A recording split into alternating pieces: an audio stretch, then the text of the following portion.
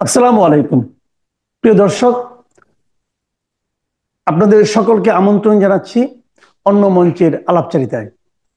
আজ আমাদের সঙ্গে আলোচনার জন্য উপস্থিত হয়েছেন সিনিয়র সাংবাদিক, দ্য ফিনান্সিয়াল পোস্টের চিফ এডিটর জনাব এম এ আজিজ।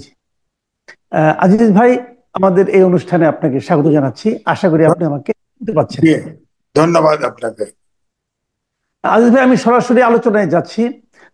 যে প্রসঙ্গটা বলা খুব জরুরি সেটা হলো, আপনার নিশ্চয়ই মনে আছে যে গত মাসের 23 তারিখে এক রবিবার রাতে, মধ্যরাতে, আমাদের স্বরাষ্ট্র বিষয়ক উপদেষ্টা লেফটেন্যান্ট জেনারেল জাহাঙ্গীর আলম চৌধুরী উনি বলেছিলেন যে সোমবার থেকে, আগামীকাল থেকে আপনারা আইন শৃঙ্খলার অনেক উন্নতি দেখতে পাবেন।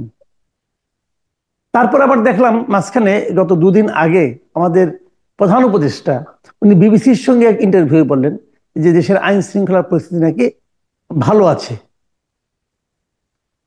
এর মধ্যে আমরা কালকে আরেকটা জিনিস দেখলাম, গুলশানের একটা বাড়িতে আওয়ামী লীগের একজন নেতা, সাবেক এমপি আছেন এই সন্দেহে সেই বাড়িতে ভাঙচুর, লুটপাট, একদম একদম মানে যা ইচ্ছা তাই দরজা ভেঙে ভিতরে যাওয়া, এবং পরে জানা গেল ওই বাড়িটাই ওই ভদ্রলোকের না।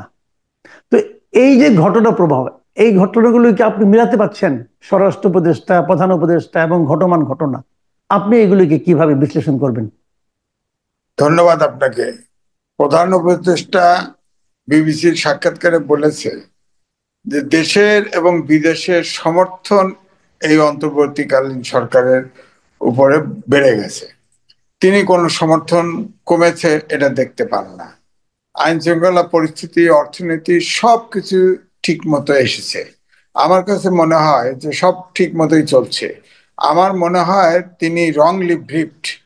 তিনি উপযুক্ত অবস্থা, ধরেন কোন দেশে আইএমএফ এর কিস্তি বন্ধ হয়? ফ্যাসিস্ট সরকারের আমলে আইএমএফ এর লোন নেয়, সেই লোনের ফোর্থ কিস্তি কিন্তু আটকায় গেছে। আইএমএফ তখনই লোনের কিস্তি আটকে দেয় যখন মনে করে ওই দেশ লোন শোধ করতে পারবে না, অর্থাৎ লোন শোধ করার সম্ভাবনা নাই। অর্থাৎ এটাই প্রমাণ করে দেশের আইন শৃঙ্খলা বাহিনী, দেশের অর্থনীতি ঠিকভাবে নাই, ঠিক মতো নাই। দ্বিতীয়ত, মার্কেট ব্যবস্থাপনা নাই। এখনো কিন্তু আপনার সয়াবিন তেল উধাও। আহ আপনার কোল্ড স্টোরেজে আলু রাখলে 1 কেজি আলুর আপনার নেয়, কোল্ড স্টোরেজে রাখতে 12 টাকা নেয়। তা আপনার আলু আমাদের দেশে 10 লাখ টন উদ্বৃত্ত হয়। এখন ধরেন এই ভেজিটেবলের বাজার একটু কমলেও কিন্তু অনেক পণ্য, কিন্তু মাংস, মাছ থেকে শুরু করে কোনো কিছু কমে নাই। দ্বিতীয়ত, আপনার এই যে মব জাস্টিস, এটা দৈনিক ঘটছেই। আপনি যেটা বললেন গুলশানে, ইতিমধ্যে একটা আন্তর্জাতিক প্রতিষ্ঠান জরিপে বলছে এই 7 মাসে, অন্তর্বর্তীকালীন সরকারের 7 মাসে 199 জন কিন্তু মবে কিল করেছে, হত্যা করেছে। এটা মূলত শুরু হয়েছে, আমি বলবো যে 32 নম্বরের বাড়ির থেকে শুরু, বুলডোজার দিয়ে ভাঙার থেকে শুরু করে একের পর এক যে ভাঙলো, এই যে শুরু হলো, মব জাস্টিস বলেন আর মব আক্রমণ বলেন, এই যে শুরু হলো, এইটা বোধহয় তারই আপনার গতি চলছে। এখন ধরেন যে স্বরাষ্ট্র উপদেষ্টাও বলেছেন যে 2টা মেয়ে সিগারেট খেয়েছে, এটা নিয়ে বাঘ বিতরণটা ঘটেছে, তাতে মেয়েদেরকে নাকি অলাঞ্ছিত করা হয়েছে। সেক্ষেত্রে কিন্তু উপদেষ্টা সাহেব যেভাবে বলতে পারতেন সেভাবে না বলে আরো কিন্তু আপনার করে, মানে তার বক্তব্য উস্কানি হয়ে গেছে যে কেন সিগারেট খায় ইত্যাদি ইত্যাদি। কিন্তু এরপরে আপনি দেখেন অনেক জায়গায় তৌহিদি জনতার স্লোগান দিয়ে মাইক, মসজিদ থেকে কক্সবাজারে মাইকিং করে আপনার এই মব জাস্টিস করা শুরু হয়েছে। তারপরে মাজার ভেঙে ফেলা হয়েছে কমপক্ষে 60টা, কোনো গ্রেপ্তার নাই, কোনো বিচার নাই, কোনো সালিশ নাই। সুতরাং এখন আমার কাছে মনে হচ্ছে এটা বাংলাদেশ একটা অভয়ারণ্য হয়ে গেছে, যার যা খুশি তাই করছে। এবং প্রত্যেকটা জায়গায় আপনি খেয়াল করেন যে যেখানে জি। আপনি বিএনপির সমর্থক, জামাতের সমর্থক বা ছাত্ররা যেখানে আছে, সেখানেই আমার মনে হয় যে এই সরকার তার অচল। তারা ক্রিয়াশীল না। এই সরকার কিন্তু আইন শৃঙ্খলা বাহিনীতে সরকার পরিচালনার যতটি সেক্টর আছে কোন সেক্টর তাদের নিয়ন্ত্রণে নাই। এখন এই সরকারের অবস্থান কিন্তু আজকে তিনটা, একজন উপদেষ্টা, দুইজন প্রতিমন্ত্রীর পর্যায়ে আর তিনজন নেওয়া হয়েছে, মোট 24 জন। এই 24 জন, এদিকে সংস্কারের নামে কিন্তু সব মেয়েদের কথা হতে পারে হতে পারে। এখনো কোন দেশ যতক্ষণ পর্যন্ত দেশের আপনার রাজনীতিতে স্থিতিশীলতা না আসবে, আইন শৃঙ্খলা বাহিনীর পরিস্থিতি যদি স্থিতিশীলতা না আসে, তাহলে কিন্তু এই দেশে স্বস্তি ফিরে আসবে না। এখন তো প্রত্যেকটা লোক অনিরাপদ ভোগ করতেছে, দেশের অবস্থা যে পর্যায়ে চলে গেছে। তো আমার মনে হয় যে এই সরকার, এই আপনার সরকারি রাজনৈতিক দল যেগুলি আছে, এই দলগুলোর সাথে আলোচনা করে আমার মনে হয় নির্বাচনে মিনিমাম সংস্কারের মাধ্যমে নির্বাচনে চলে যাওয়া উচিত। কারণ এই সরকার আর দেশ চালাতে পারছে না। আজকে লক্ষ্য কিন্তু করেন, আপনি আপনি বলছেন দেশ চালাতে পারছে না, কিন্তু ডক্টর ইউনূস সাহেব কিন্তু বলতেছিলেন যে তার ধারণা তার উপরে জনগণের প্রচুর আস্থা আছে এবং জনগণের কাছে তার গ্রহণযোগ্যতা আগের চেয়ে আগের মতোই আছে, একটু কমেনি। পলিটিক্যাল পার্টিগুলিও নাকি তাকে মানে সর্বান্তকরণে সমর্থন দিয়ে যাচ্ছে, এটা কিন্তু উনি উচ্চারণ করেছেন বিবিসির কাছে। আবার দেখেন ওদিকে উনি যেটা বলছেন, আবার বিপরীত দিকে আমরা দেখছি যে কয়েকদিন আগে বিএনপি নেতৃবৃন্দের পক্ষ থেকে কিন্তু বলেছেন যে এই সরকারের নিরপেক্ষতা নিয়েও কিন্তু তারা প্রশ্ন তুলেছেন এর মধ্যে। তো এই বিষয়গুলিকে ডক্টর ইউনূস বোঝেন না যে এই যে নিরপেক্ষতা নিয়ে প্রশ্ন তুলছেন, অথবা আপনার উনি কি বাইরের পত্র পত্রিকা পড়েন না, অথবা যারা ওনাকে তথ্য দিবেন তারা কি ওনাকে তথ্য দিচ্ছেন না, না উনি নিজেই বুঝতে পারছেন না? আপনার কি মনে হয়? আমার মনে হয় তিনি বুঝতেও পারছেন, তিনি তথ্যও পাচ্ছেন। কিন্তু আমার কাছে মনে হয় যে ছাত্ররা যে নতুন করে যে বলছে, যে আজকেও বলছে শেখ হাসিনার যতক্ষণ পর্যন্ত আপনার রায় না হবে, অর্থাৎ ফাঁসি না হবে, ততক্ষণ পর্যন্ত কোনো নির্বাচনের কথা বলতে পারবে না কেউ, এই হুমকি দেওয়া হয়েছে আজকেও। সুতরাং ছাত্ররা কখন কি বলছে এটা ঠিক না। এই ছাত্রদের দিয়ে তিনি সংগঠন করেছেন, তিনি সংগঠন 111-এর সময় করার চেষ্টা করে ব্যর্থ হয়েছেন, তিনি বলেছেন পারেন নাই, কেউ সাড়া পায় নাই, তিনি তারপরে বিদেশ চলে গেছেন।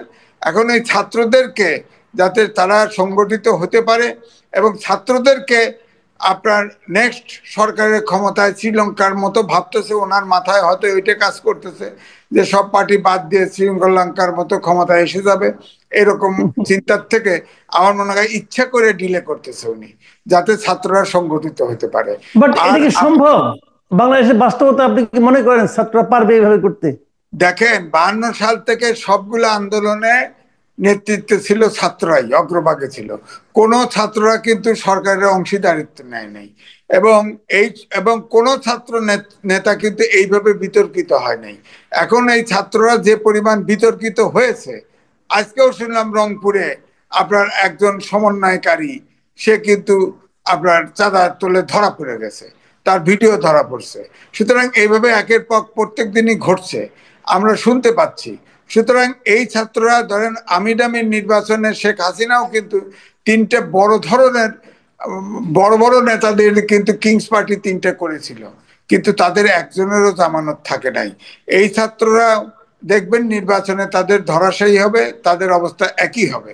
তারাও কিন্তু কোনো জায়গায় কোনো কেউ জিতবে জোর করে যদি আবার শেখ হাসিনার মতো আমিডামি 3 বছরের নির্বাচনের মতো যদি কোনো কারচুপি না করে, আমার মনে হয় এই ছাত্রদের দলের থেকে একজনেরও জামানত থাকবে না। কিন্তু আপনি একটা কথা বলেন, আমি আমি এই জিনিসটা বুঝতে পারছি না। ডক্টর ইউনূস একজন প্রাজ্ঞ লোক, বিশিষ্ট জ্ঞানী লোক, আন্তর্জাতিকভাবে একজন সম্মানিত লোক। তো উনি যে প্রজেক্টটা হাতে নিয়েছেন, ধরা যান আপনি যেভাবে বললেন যে ছাত্রদের দিয়ে উনি কিছু করাতে চাচ্ছেন, ওনার নিজের একটা রাজনৈতিক করার একটা আকাঙ্ক্ষা ছিল, সেই আকাঙ্ক্ষার বাস্তবায়ন এভাবে করাতে চাচ্ছেন, এবং সেই যে আকাঙ্ক্ষার বাস্তবায়নের জন্য উনি অনেকটা প্রকাশ্যে এবং সকলের মতামতের বাইরে যেও নির্বাচনকে ডিলে করার চেষ্টা করছেন, এই যে এত কিছু করছেন, তারপরেও আপনার হিসাব অনুযায়ী যারা ধরাশায়ী হবে, তাহলে এই যে ধরাশায়ী, এই ইকুয়েশনটা ডক্টর ইউনূস সাহেবের মাথায় কেন ঢুকছে না? উনি কেন না, বুঝতে পারছেন না ওনার বেজ্জতি যে সামনে রয়ে গেছে? শোনেন, উনি তো আজকে জেলে থাকার কথা ছিল, যদি ফ্যাসিস্ট সরকার ক্ষমতায় থাকতো। আপনার 6 তলায় লিফট ছাড়া, লিফট বন্ধ করে দেওয়া হয়েছে, হাঁটে হাঁটে উঠছে, হাঁটে উঠে নামছে। উনি বোঝেন যে তার যদি মানে অনুগত কোন সংগঠন যদি ক্ষমতায় না আসে, আর ফ্যাসিস্ট সরকার কোনোভাবে যদি এখানে অ্যাঙ্কর করতে পারে, তাহলে কিন্তু তার একই পরিণতি হবে। এই জন্য আমার মনে হয় যে মুখে যাই বলুক না কেন, তিনি কিন্তু এটার ব্যাপারে খুবই সচেতন। তিনি নিঃসন্দেহে সবকিছুই বোঝেন। তিনি এই জন্য তার অনুগত একটা দরকার, কারণ তারা মনে করে জামাত বিএনপি এখন বড় দল, তাদের কেন্দ্র করেই সব দল আছে, তারাও তার কাছে বিশ্বস্ত হচ্ছে না। সুতরাং ছাত্ররাই তার শেষ ভরসা, চেষ্টা করে দেখছে। উনি হয়তো, ওনার মাথায় পলিটিক্স, সবাই সব দিকে এক্সপার্ট হয় না, তিনি হয়তো অর্থনীতিবিদ শ্রেষ্ঠ, এটা ঠিক আছে। তিনি যদি এটাই বুঝতেন, তাহলে 111 সরকারের সময় তিনি রাজনীতি করতে চাইতেন না, সংগঠনের নামও দিয়ে ফেলছিলেন, কিন্তু কেউ সাড়া পায় নাই। এবারেও বোধহয় ওইভাবেই তিনি শেষ পর্যন্ত হতাশ হবেন। এবং ফাইনালি তিনি দেখেন, শেখ হাসিনার বিচার করা ছাড়া তো তার রাস্তা নাই। বিচার করে একটা চার্জশিটও দিতে পারে নাই। তিনি ওনার তো কেউ হাত পা ধরে রাখে নাই। তিনি তো কিছুই পারতেছেন না, বিচারও করতে পারতেছেন না। উনি করবেনটা কি? উনি নিজে যদি নিজে নিজে ধরা খান, আমাদের কি করার আছে বলেন? এই জন্য আমি মনে করি যে বিএনপি আছে, জামাত আছে, তাদের সাথে কথা বলুক, কনফিডেন্সে নিক, মিনিমাম সংস্কার মাধ্যমে অন্তত দেশ জাতিটাকে বাঁচাক। তিনি সরকার ছেড়ে দিক। তিনি সরকার পরিচালনা করতে পারছেন না, আমার মনে হয় তিনি সরকার থেকে মিনিমাম সংস্কারের মাধ্যমে নির্বাচন দিয়ে তিনি শেষ করা উচিত।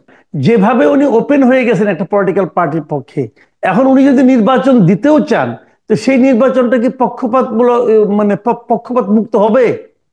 তিনি তো আপনার তিনি নিজে ছাত্রদেরকে মোটামুটি পৃষ্ঠপোষকতা দিয়ে সংগঠনটা করেছে।